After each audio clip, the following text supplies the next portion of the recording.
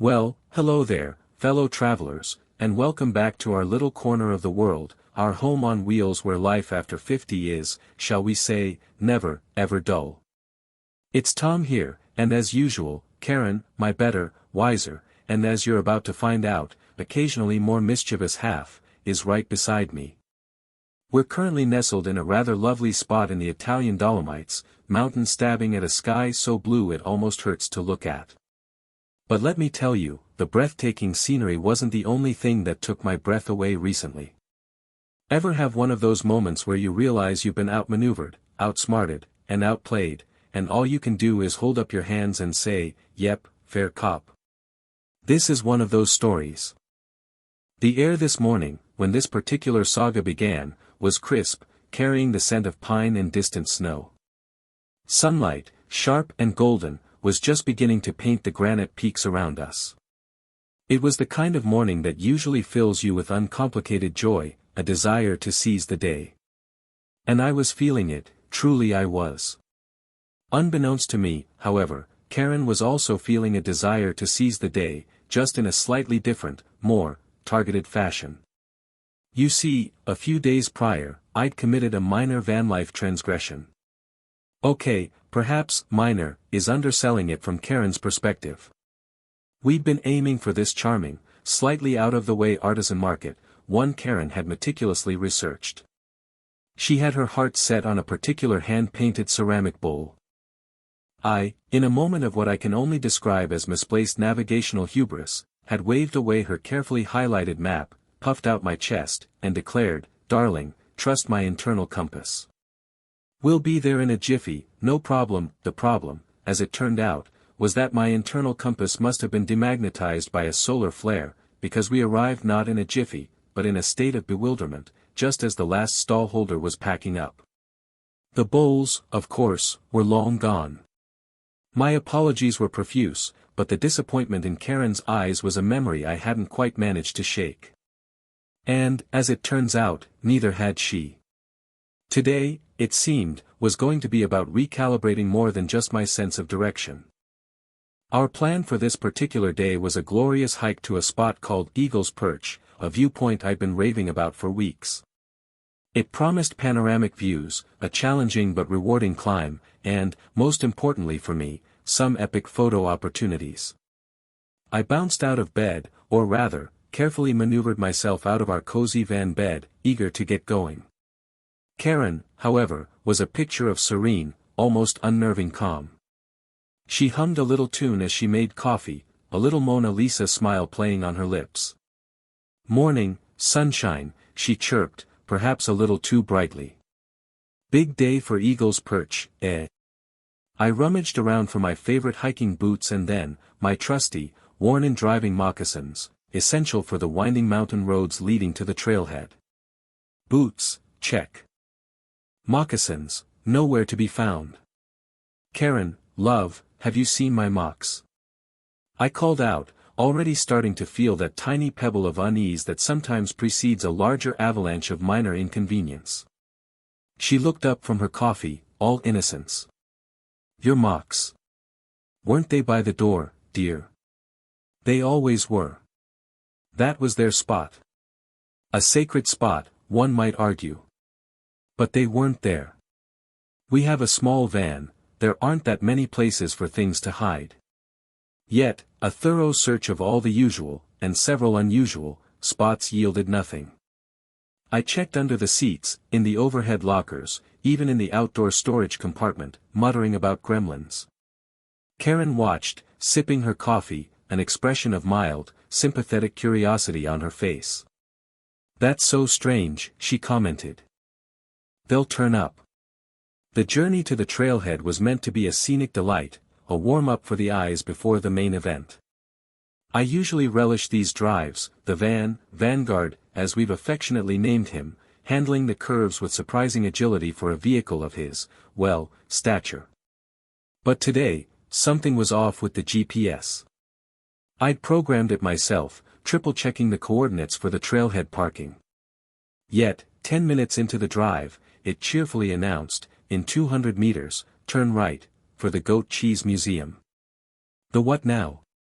I exclaimed, glancing at Karen. She was gazing out the window, seemingly lost in admiration of a particularly fluffy cloud.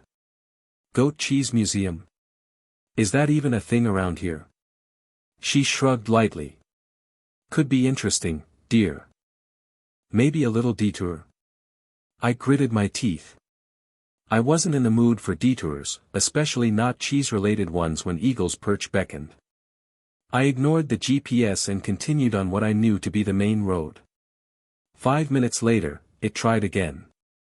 Recalculating. Make a U-turn if possible, then proceed to the historical button collection. Okay, this is getting ridiculous, I said, my voice a little tighter than intended. This GPS is possessed, Karen patted my arm. Technology, eh? So unreliable sometimes. Not like a good old-fashioned internal compass, her eyes twinkled, but I was too focused on wrestling with the rebellious electronics to fully register the glint. I even pulled over, restarted the system, checked all the settings. Everything seemed normal.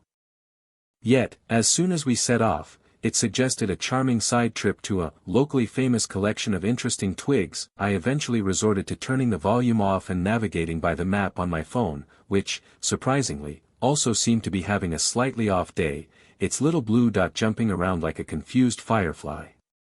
By the time we finally reached the trailhead, significantly later than planned, my good mood was slightly frayed. The parking lot was already quite full. Right, I said, trying to rally.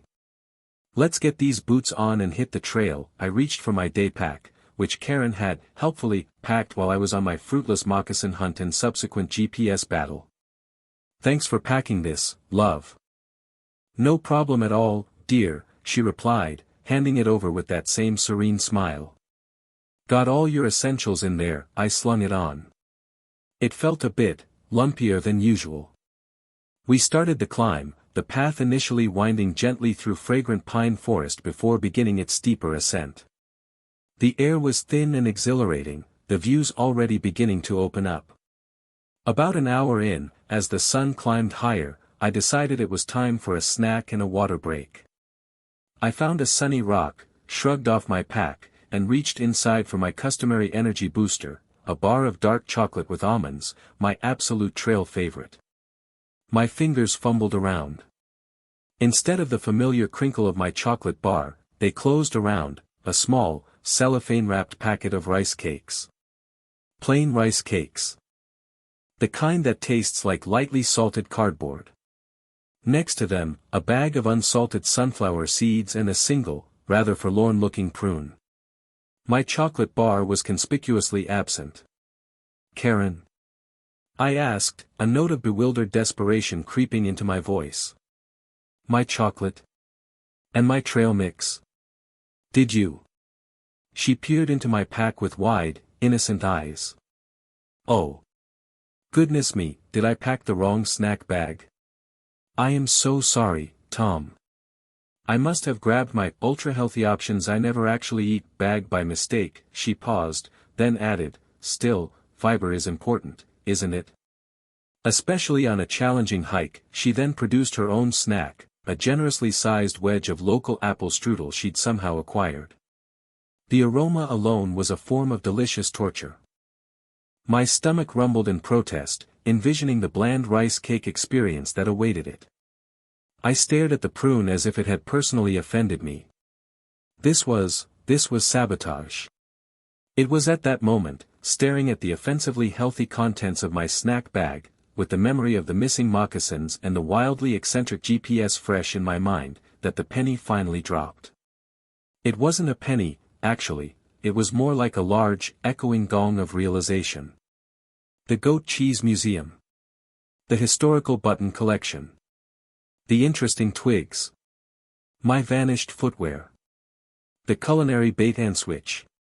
This wasn't a series of unfortunate coincidences. This was strategy. This was meticulously planned. This, I realized with a dawning sense of awe mixed with apprehension, was Karen. I looked at her. She was trying, bless her, to suppress a smile, but her eyes were dancing with a triumphant light. She knew that I knew. The game was up, or perhaps, the game had just reached its brilliant, intended masterstroke. My mind flashed back to the desolate market, her quiet disappointment, my blustering, overconfident pronouncements about my internal compass. Oh dear. This was payback, served with a side of sunflower seeds and a prune. Karen, I began slowly, choosing my words with the care of a diplomat navigating a minefield made of rice cakes. Is there something, perhaps, you'd like to tell me about the operational efficiency of my internal compass lately? I tried to sound stern, but a bubble of laughter was already rising. It was, I had to admit, rather brilliantly orchestrated. She didn't even need to say anything. She just raised a delicate eyebrow, took a bite of her apple strudel, and gave me a look that said, "Mark it. Bowls. Your internal compass. Ring any bells, darling?" And that's when I cracked. The laughter started as a chuckle, then grew into a full-blown roar that echoed off the surrounding peaks, startling a nearby marmot. Karen joined in, her suppressed giggles finally breaking free. We sat there on that rock, sun warming our faces, surrounded by the majestic Dolomites, laughing until tears streamed down our faces. My suffering over a missing chocolate bar and some quirky GPS directions was, of course, nothing compared to her genuine disappointment at the market, but the sheer, playful audacity of her revenge was something to behold. Okay, you win. I gasped, wiping my eyes. The market. I remember. My internal compass was, shall we say, spectacularly miscalibrated that day. I am so sorry about the bowls, truly, I held up my hands in mock surrender. And I probably, definitely, absolutely deserved every single one of those interesting twigs, the phantom moccasins, and this culinary adventure, I gestured to the prune with a flourish. Karen's smile was warm, affectionate, and still sparkling with mischief. Well, she said, daintily wiping a crumb of strudel from her lip. I just thought perhaps a practical demonstration of navigational anomalies might be educational. She then, with the flourish of a magician, reached into her own day pack and produced my bar of dark chocolate with almonds. I wouldn't want you to faint from lack of proper sustenance, dear. Especially before you see the view from Eagle's Perch. She broke off a piece and handed it to me. It was the best piece of chocolate I'd ever tasted. The rest of the hike to Eagle's Perch was, unsurprisingly, magnificent. My energy levels, buoyed by chocolate and the sheer relief of understanding, were restored. The views from the top were, as promised, utterly breathtaking, a 360-degree panorama of jagged peaks, verdant valleys, and distant, glittering glaciers. We stood there for a long time, not saying much, just soaking it all in. The earlier silliness had somehow cleared the air, reminding us that even after all these years, we could still surprise each other, still make each other laugh, and still, apparently, exact very creative forms of mild retribution. Later that evening, back in Vanguard, with the mountains turning a soft alpenglow pink outside our window, the infamous moccasins made their reappearance. Karen discovered them nestled inside one of my Wellington boots, which had been stored away for weeks. "Oh, look what I found," she exclaimed, with an air of profound surprise that didn't fool me for a second. "You must have put them there for safekeeping, Tom, and forgotten." I just shook my head and chuckled. Of course, I had. We sat with mugs of tea, the gentle hum of our van's tiny heater warding off the evening chill. "You know," I said, swirling the tea in my mug, "that was a masterpiece of subtle revenge, Karen. Truly. I'm almost impressed." She gave a little theatrical bow from her seat. "One does try, darling. It's important to keep one's skills sharp. It reminds me," I mused, "of that time in Portugal, remember? When I accidentally used your expensive face cream to polish the dashboard because I thought it was leather cleaner." Karen shuddered dramatically. "Don't remind me. My skin, and the dashboard, took weeks to recover from that particular act of domestic vandalism. My revenge then was simply hiding your reading glasses for 3 days." I winced. "Ah yes, the great spectacle hunt of Lisbon. That was a low blow, woman," she grinned. Effective, though. You haven't touched my toiletries since, it's true. Lesson learned. These little moments, these humorous skirmishes and gentle paybacks, they're part of the tapestry of our life on the road, part of what makes sharing such a small space not just bearable but actually fun. When you trade a big house and separate routines for 24/7 proximity in a tin can on wheels, you absolutely have to have a sense of humor. You have to be able to laugh at yourselves, at each other, at the absurdities that travel throws your way. Otherwise, well, I imagine things could get very tense, very quickly. This whole van life adventure, especially embarking on it after 50, was a leap of faith for both of us.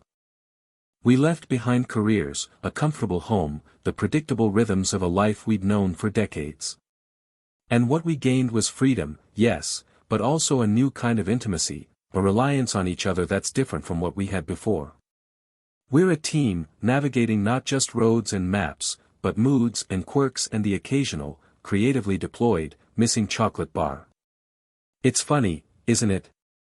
Before we started this journey, I think we both had a slightly romanticized, Instagram filter version of van life in our heads, endless perfect sunsets, campfires under starry skies, problem-free motoring through stunning landscapes. And we do get plenty of those moments, truly we do. They are the glittering highlights. But the real texture of this life, the bits that make it uniquely ours, are often found in the imperfect, the unexpected, the slightly challenging, and yes, the downright silly. It's in the problem-solving when Vanguard decides to have a mechanical sulk in the middle of nowhere, or the teamwork required to back into a ridiculously tight camping spot without taking out a neighbor's awning. It's in learning to communicate with 6 words of the local language and a lot of enthusiastic hand gestures. It's about discovering that the best bakery in a tiny French village is run by a woman who looks stern but makes the most angelic croissants you've ever tasted, and then trying to describe that joy to friends back home. It's about finding beauty not just in the grand vistas, but in the resilience of a wildflower pushing through a crack in the pavement, or the kindness of a stranger who helps you change a flat tire in the rain.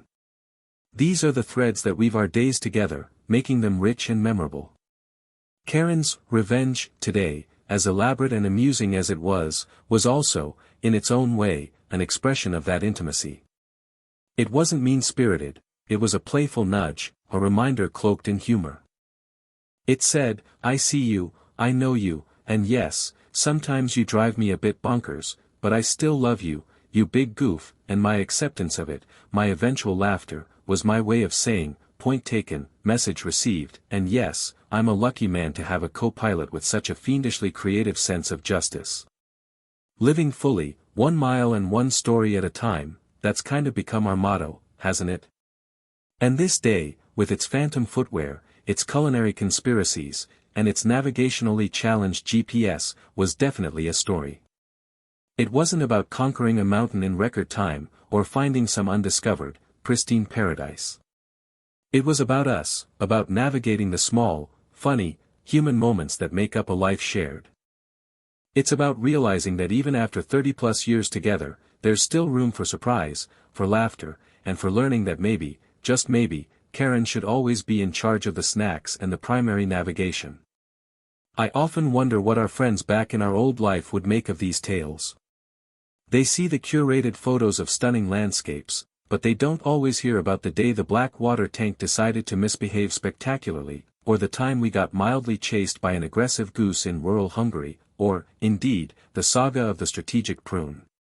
Perhaps we should tell them more of these stories. Because it's these imperfect, authentic moments that truly encapsulate the joy and the glorious unpredictability of choosing a life less ordinary, especially when you're old enough to know better, but young enough at heart to do it anyway. The sun has dipped below the peaks now, leaving a sky bruised with purple and indigo. Inside Vanguard, it's cozy and warm. Karen is reading, a contented look on her face. My moccasins are safely back in their designated spot by the door. The offending prune, I'm pleased to report, was ceremoniously offered to a passing crow earlier, who eyed it with suspicion before flying off, clearly a bird of discerning taste. I think I'll stick to chocolate. Tomorrow, we're planning to explore a nearby lake that's supposed to be incredibly beautiful. I've already suggested that Karen might like to program the GPS this time. And perhaps pack the snacks. I think I've learned my lesson. For now, anyway. One of the great things about this lifestyle is that there's always a new day, a new road, and, if I'm not careful, probably a new opportunity for me to do something mildly idiotic that will require Karen to once again deploy her unique brand of loving, humorous course correction. And you know what? I wouldn't have it any other way. This journey, with all its ups and downs, its scenic routes and its comical detours, is teaching us so much, about the world, about ourselves, and about what it truly means to be partners in every sense of the word. It's about finding inspiration not just in the grand scale of nature, but in the small, everyday acts of love, patience, and yes, even well-deserved, playfully executed revenge. It's proof that adventure doesn't have an age limit, and that sometimes, the best souvenirs are the stories you collect along the way, especially the ones that make you laugh until you cry. So, that's the tale of how Karen got her revenge in the van, and how I, Tom, wholeheartedly admitted I had it coming. A valuable lesson in humility and the importance of never, ever underestimating your spouse, especially when baked goods or precise navigation are involved. What about you folks? Ever had a travel mishap turn into a funny story, or a moment of playful revenge between partners on the road? We'd love to hear your tales in the comments below. It's always great to know we're not the only ones navigating these delightful little bumps in the road. Thanks for joining us for this little slice of our van life. We hope it brought a smile to your face, and maybe a little inspiration to find the humor in your own adventures, big or small. Remember, life's too short not to laugh, especially at yourself. Join us next time as we continue living fully, 1 mile, 1 story at a time. Until then, keep those wheels rolling, or those dreams brewing, and never, ever mess with someone else's favorite snack. Or their carefully planned market trips. Trust me on that one. Good night for now from a very beautiful, and now very peaceful, corner of the Italian Dolomites.